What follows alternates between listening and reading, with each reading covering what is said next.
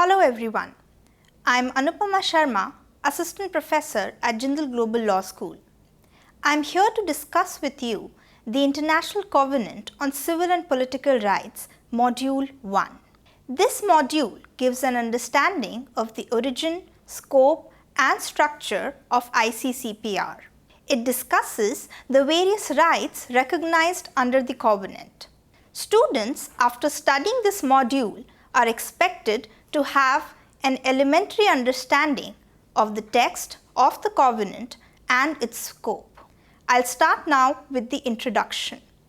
The series of international documents pertaining to human rights started with the adoption of United Nations Charter in 1945.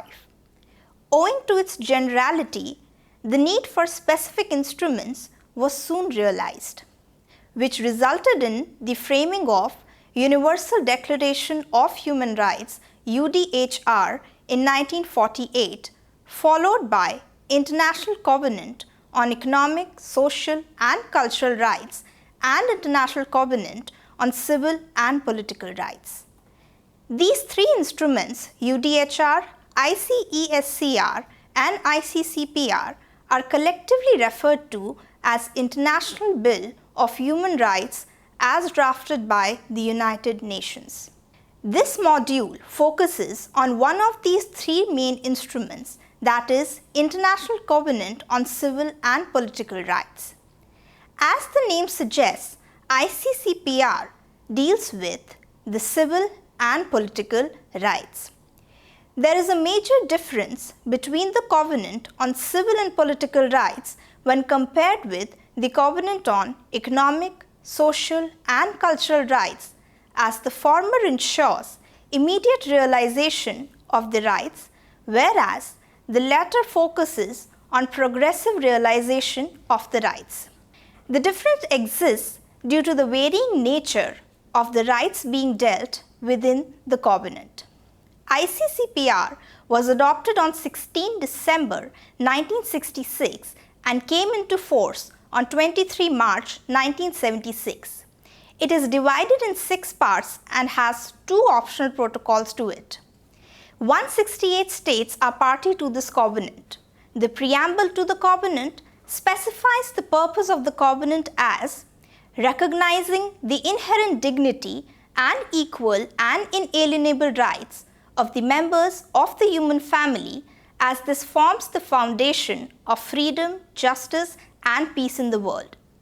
It also recognizes that free environment can be achieved with the enjoyment of civil and political rights. The states, while becoming party to this covenant, agree to abide by the purpose for which ICCPR has been framed. This module focuses on Part 1 to 3 of the Covenant, which describes the various rights protected under the Covenant. These rights are right of self-determination, right to life, right against torture or degrading treatment, right to property, right against forced labor, etc. Part 1 of ICCPR, Article 1. Part 1 just deals with one article which refers to right of self-determination. Self-determination, also sometimes addressed as rights of people and minorities, is the right which the group of people as an entity with respect to their political participation and economic, social and cultural control as an entity or group. For example, rights of minorities. The importance for recognition of this right is embedded in the existing or potential issues regarding group rights in almost all parts of the world. ICCPR states that under this right, people should be free to dispose their personal resources and wealth, and there should be a situation that people are deprived of their own means of subsistence. The covenant obligates the state parties to respect the right and ensure its conformity. This definition has been used in many other conventions. This definition falls short in explaining all the aspects of the rights. The meaning of the term group that is referred to is the one provided by UNESCO experts, that is, common features required for a group are historical tradition, ethnicity, cultural homogeneity, common economic life, etc. It is essential to note that the right to self-determination also applies to people in colonial territories. This was confirmed by International Court of Justice in Namibia opinion and Western Sahara case. As the covenant stresses on the exercise of the rights, it is essential to know the methods for such exercise. The Declaration on Principles of International Law provides with those methods. Part 2 of ICCPR, Articles 2 to 5. Article 2 requires the state to follow no discrimination policy on the basis of race, color, sex, origin of birth, etc. It mandates the state parties to ensure that legislative measures are undertaken to absorb the rights provided in this covenant and to make them available to the public and give necessary effect to their rights. It requires the state parties to have effective remedy in place to address the breach of right and competent judicial, executive and legislative authorities to determine such remedies. This article focuses on the effective realization of rights rather than granting any specific right. For effective realization, it is not only important to make the rights available with the people, but also to have remedies in place to deal with the situations of breach. The general approach in case of international law has been to give states enough discretion with respect to discharge of duties under the law. However, this approach is not a safe one in case of human rights.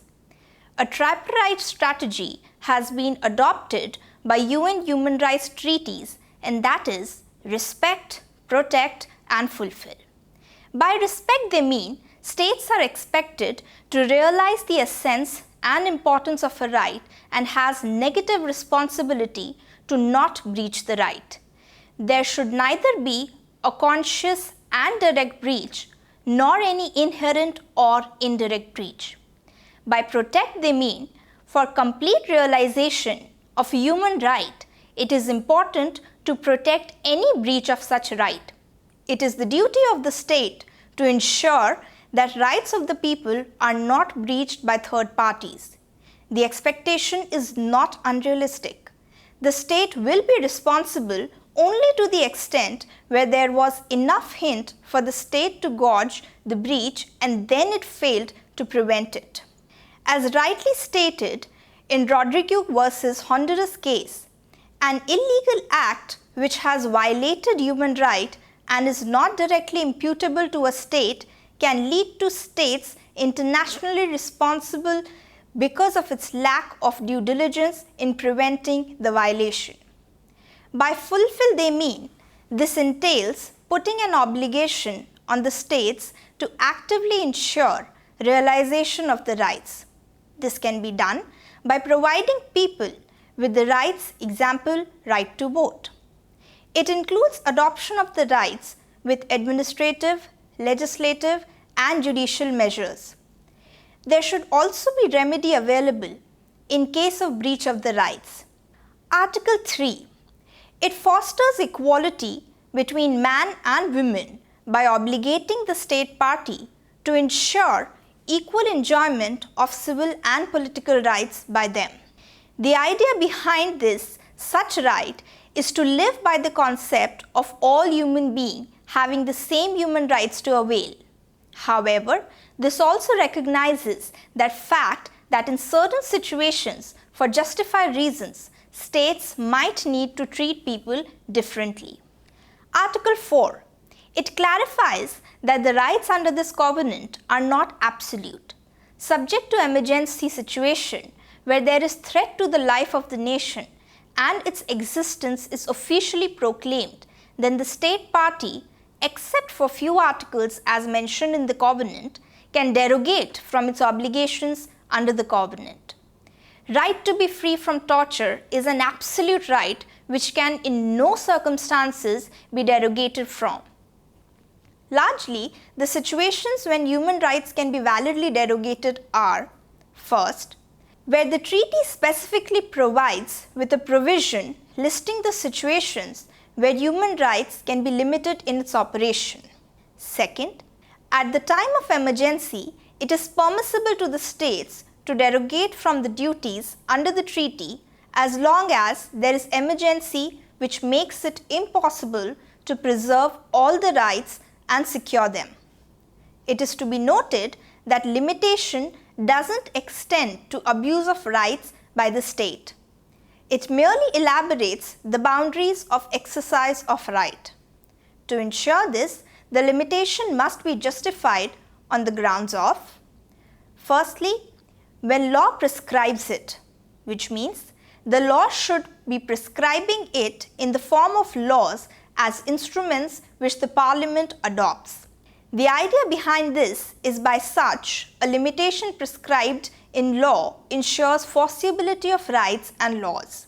And the fact that limitations must be those required in the domestic laws further justifies the requirement of prescribed by law, as this way the legislature adopts the law and not just the executive.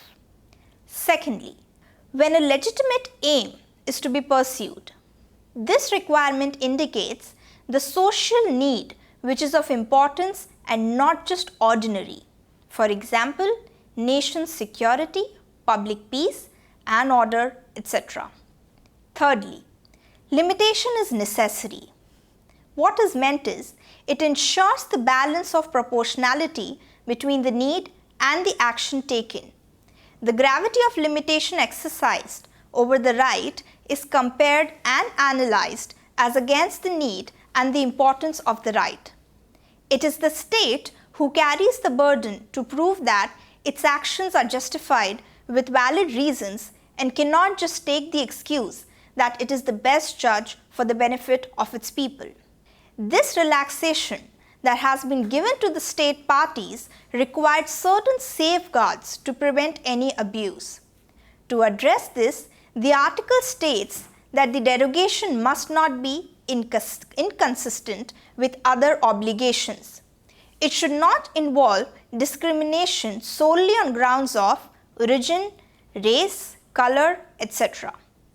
It is also mandatory on the part of the state parties to inform other signatories about such derogation as per the prescribed procedure.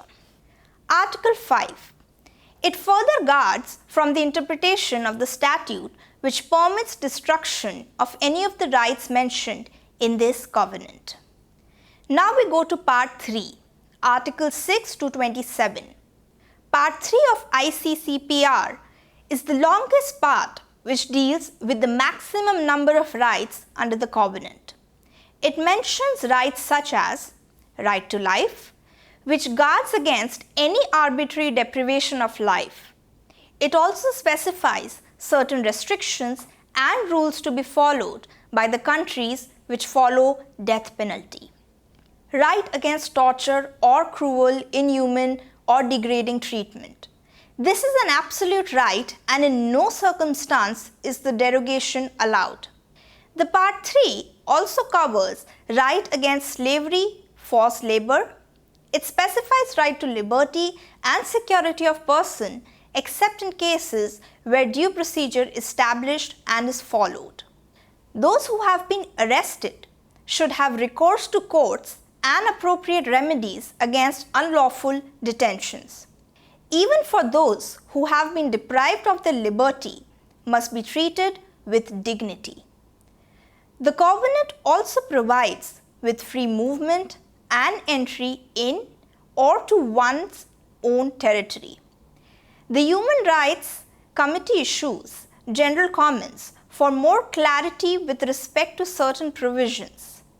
On the issue of deprivation of liberty, the Human Rights General Comment 8 stated, Article 9 of ICCPR, which gives right to liberty, is applicable to all deprivations of liberty, whether to criminal cases or in other cases, example, mental illness, immigration control, etc. Only if the deprivation is unlawful or arbitrary will it constitute deprivation of liberty. But even in those situations where such deprivation is justified, it does absolve the state of its obligations completely. The state in such circumstance will be responsible for providing the detainee whose right has been deprived with certain rights as safeguards. Those rights are as follows. Firstly, right to be informed about why the detention has taken place. Secondly, right to be treated as a humane and not in a cruel manner. Thirdly, right for the legality of detention to be challenged. Fourthly, remedies must also be provided in case the detention is unlawful. Many provisions under ICCPR provides the safeguards. For example, Article 10 states that during the stage of pre-trial, the individual must be kept away from the convicted criminals and should be treated with respect and as an innocent till the time it is proven that the person is guilty. Moreover, it also expects the state to design the conviction format in a way that it leads to rehabilitation of offenders. Part 3 in detail states the right of equal treatment before the courts and tribunals and ensures right to recognition before law. It lists down certain minimum guarantees to ensure full equality. It also provides for special treatment for juveniles so that they don't have to live throughout their life with the tag of being a criminal. Moreover, it also states that if at the time of commission of the act it was not an offence, then later one cannot be held guilty for it. The purpose is the appropriate administration of justice. By the right to fair trial, what is guaranteed is the fair process, and it doesn't relate to the outcome of the judicial process. The procedural aspect, however, involves recourse to the judicial process and the rights to due process. Under Article 26 of ICCPR, the right to equality before court is granted, and that entails the right to move to the court, and this should be exercised equally and without discrimination. The other rights which fall in this ambit and are guaranteed in the ICCPR are as follows.